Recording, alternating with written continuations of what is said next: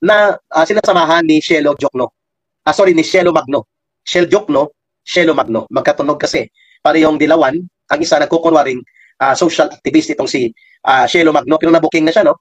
Sumama na siya sa panawagan na patalsikin daw ang Sara Duterte, patalsikin din ang mga kurakot sa gobyerno, pati na daw ang impeachment ni Sara, at oust Marcos na rin daw. Pero mukhang binura nila ang oust Marcos, oust corrupt officials and oust Sara Duterte na siya. And then, itigil daw ang corruption sa budget para lang magpakita na parang social activist po siya. Hindi. Siya po ay extension ng dilawan politics ng mga bulok na politiko na may liberal ideology na kahalinturan ng mga Democrats America nila Joe Biden at ng mga grupo nila Obama. At sila po ay attached din po sa liberal ideology group ng mga taga-Europeans, groups na nakikialam sa Pilipinas, yung mga taga-EU, European Union. At itong grupong ito ni Cielo Magno, at si Cielo Magno mismo, ay lumalangoy din po sa mga hilaw na komunistang grupo, ng grupo po ni Hontiveros at pati po sa mga urban operatives ng Communist Party sa UP.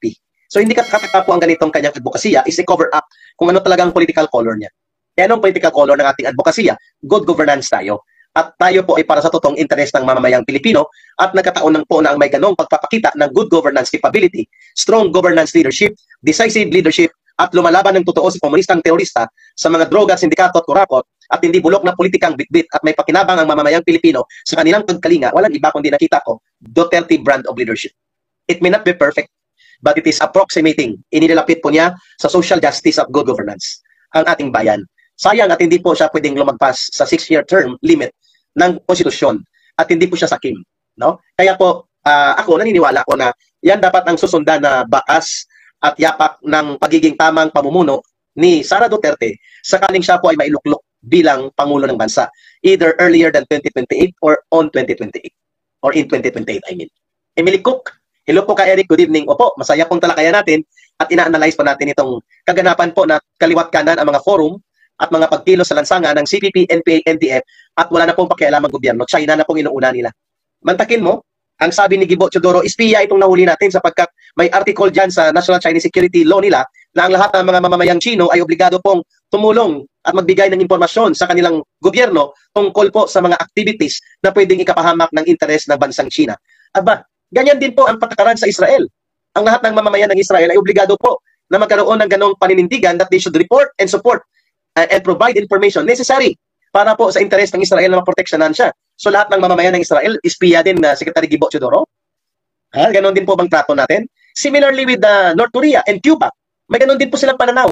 At sa tingin ko, ang bawat bansa ay may karapatang magtanggol ng kanyang sarili. Kaya nahuli nga yan ng Israel. Si Adolf Eichmann, 1963, 18 years after na hindi siya nahabol at nahuli at nasintensyahan sa Nuremberg trial sa mga war criminals during World War II, doon siya nakuha sa Argentina. Dinukot po yan si Adolf Eichmann ng Mossad upon the information ng mga mamamayang Israel o mga Jews na naninirahan sa Argentina. So kung hindi sila tumutulong sa kanilang bansa, hindi makukuha po ang notorious na berdugo na tagapirma ng Holocaust Final Solution na pumatay ng mahigit 5 milyong Hudyo sa World War II, itong si Adolf Eichmann. May pelikula pa yan sa Netflix, ang title niya ay Operation Finale. No? Nakakainip na po mag-take over na si VP Sarason, sabi ni Leticia. Opo, ang galing mo po sir, napakalinaw po ng inyong mga pananalita. God bless you, sabi ni Rico Boy Almasar. Opo, so hindi po automatic, Secretary Gibo Chodoro, na kung may provision sa National Intelligence and Security Policy ng China sa kanilang bagong batas noong 2017 na nagsasabi na ang lahat ng mga mamamayang Chino saan man silang bahagi ng mundo ay dapat magbigay ng impormasyon na ikakapagtanggol ng kanilang interes ng kanilang bansa at laban sa lahat ng mga pagbabanta sa interes ng kanilang bansa. Ano pong mali dyan? Pwede rin gawin yan ng Pilipinas. At ginagawa yan ng Israel. Ginagawa din po yan ng Cuba, ng North Korea. I don't know sa iba pang mga bansa. Pero ang mga bansang ito, Vietnam, I think ganun din yan. So lahat po sila ay subject for pag pumasok ang mga bansa, ang mga mamamayan ng mga bansang ito ay tataratuhin natin sila mga espiya. Kabaluktot po ng logic na yan na Secretary Gibo Chodoro. Yan ay tinatawag na lousy and lopsided to the lousiness na uri ng investigasyon. Dapat nag-establish tayo ng correlation of events, historical account ng taong ito at mga historical account ng activities niya para makita natin kung siya ay involved sa espionage. Alam ko po kung paano gumawa ng espionage, mga kababayan. Nanggaling po ako sa National Intelligence Unit ng National Operations Command ng NPA. Mahigit 10 taon ko po ginawa ang pang-iispiya. Alam ko po paano gawin ito. At hindi po ako nahuli. Nag-surrender po ako, hindi naman ako na-captured o na-surrender. Na-reproject po ako ng Armed Forces Intelligence Group. Hindi ko sasabihin kung anong unit. Alam ko pong laro at mga playbook ng intelligence operations. Mahigit 10 taon ko pong ginawa yan sa loob ng New People's Army.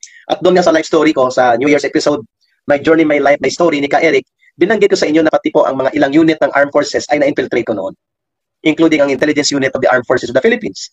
Pero lahat po yan ay na-debrief na sa akin, including po sa Anti-Terrorism Council noon. Nakakapagbili po kami ng mga impormasyon. So alam ko po, Secretary Gibo Teodoro, ano ang playbook ng isang espiya. Pero si Ka Eric ba, espiya pa rin ngayon? Hindi na po.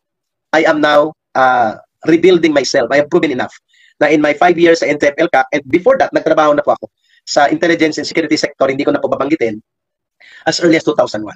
Even my infiltration work sa loob ng Iloilo City Hall, ay ginawa ko rin po yan. Pero hindi na po yan ordinaryong mga gawain, hindi ko na madidetalye.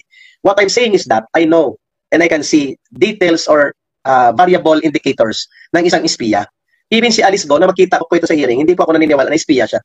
Siya po ay dugtungan, front operator para sa mga underworld operations ng sugal. Posible pa sa human trafficking sa pagkapasok ng mga operators ng sugal at mga tao nila. Pero yung direktang pag-uugnay sa kanya doon sa military intelligence and espionage work, mukhang hindi yon kapanipaniwala. Kasi kung espiya nila yan, in-extract na nila yan sa Indonesia ng Chinese military intelligence upang hindi na mahawakan ng gobyerno. Di ba? Ganon din po yung sa Thailand na nagpakilala, nakilala niya si Alice Go, sapagkat yun ay operator din ng sugal, mga pogo, at mga sindikato sa China na hindi sila maka-operate sa China dahil may B-type po doon. Ang mga ganyang gawain po, binibitay, pinapatay sa China.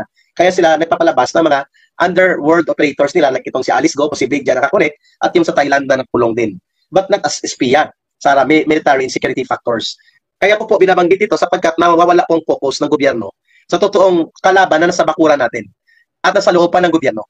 Nobody in the government of Marcos Jr. right now is taking head-on para ibulgar, sawatain, banggain ang infiltration of the bureaucracy, ang pangangalapkap ng mga galamay ng CPP, NPA, NDF gamit ang party list nila at ang kanilang mga operation sa loob ng bureaucracy ng government.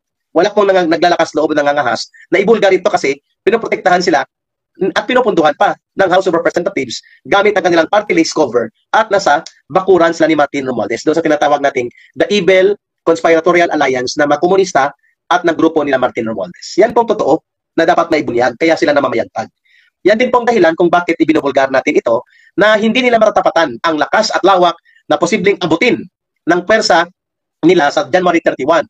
But the fact na kumikilos at gumagalaw sila ay nagkakaroon po ng semblance as if there is truth doon sa sinasabi nilang may 41% ng mamamayang Pilipino ang gustong matanggal sa pangalawang Pangulo, si Vice President Sara Duterte, using the impeachment process. Hindi sinabi ng report na mahigit kalahati ng mamamayang Pilipino ay hindi sumasang-ayon. Yan po ang ating nakikita na tinatawag dyan na mind conditioning and manipulation of public opinion through the use of propaganda. Diyan po magaling at bentahin ng malaki ang CPP, NPA, NDF over the government, lalo na sa security forces. Kapag nagsalita dito ang mga security forces natin, mga officers ng AFP at ng PNP, kinakasuhan sila ng red tagging o inakusa sila ng red tagging, ginagamitan sila ng mga petition for writ of amparo para makakuha ng petition sa korte at maripriman pa sila o ang worst makasuhan sila sa human rights. Kaya hindi sila nagsasalita. Nagagamit ng CPP, NPA, NDF ang ating mga batas. Naiikutan nila ang batas, nabubutas nila ang batas, nababaliktad po nila ang batas. Yan pong tinatawag na revolutionary dual tactics. Ayun. Posible po ba kay Eric na nadugtungan na rin po si Shelo Magno ng CPP, NPA, NDF Urban Operatives? Why not? May possibility po. Pero mas malapit dito kasi siya sa mga dilawan. Ayun talagang sirkulo ng mundo niya. Pero malapit din po siya sa mga hilaw na komunista, yung mga rejectionist group sa loob ng UP. Kaya hindi po katakataka na ang tunog niya ay parang tunog ni Hontiveros na rin. O minsan, tunog din po ng mga hilaw na komunista ang tumutuligsa sa gobyerno, basta iwas muna bira kay Marcos for a while. Okay lang sa gobyerno. Joe Med from Brazil, Ka Eric, no? Shasha, God bless po Ka Eric. Gandang gabi po Ka Eric, no? Maraming nanonood na rin sa atin at marami na rin po nakakatunghay ng talakayan natin. I promise and I commit po na isiserye natin ito. Ang natanong kanina, sabi niya, Ka Eric, pwede mo bang i-discuss ang white area operations at yung mga sinasabi mong AOM? Arouse, organize, mobilize, at paano ginagawa yung mga alliances at bureaucracy infiltration. Tinuturo ko po yan ng mga kurso sa tinatawag na Knowing the Enemy and Understanding the Framework Analysis on CPP, NPA, NDF. 3 araw po yan hanggang 1 linggo ng mga kurso, depende po sa audience, depende sa oras. Yes, yan po ang namimiss ni Ka Eric at hindi na po yan ginagamit ngayon nila. Iwan ko anong pinag-aaralan nila, mga land warfare, mga paano mag-deploy ng missile, napapasukin mo ang Estados Unidos at ang kanilang mga missile system ang gagamitin natin which is illegal. Nakita nyo na pong nangyari sa Ukraine. More than 70% ng mga syudad at mga munisipyo ng Ukraine ay durog. At lubog na lubog sa utang ang bansang ito at hindi po sila makakaahon dito. Aabutin pa ng 20 years, hindi pa ma-rebuild ang Ukraine. Samantalang maayos ang kanilang pakikipag-usap sa Russia bago po mangyari ang paglusob ng Russia sa kanila. Yan din pang gusto natin.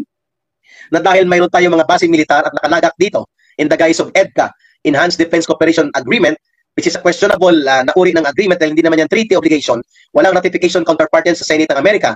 Subalit kinikilala natin na safe treaty natin yan, including ang Visiting Forces Agreement, at ngayon pumayag tayo na may mga tumahok missile cruise launcher na tinatawag na missile launcher Typhoon.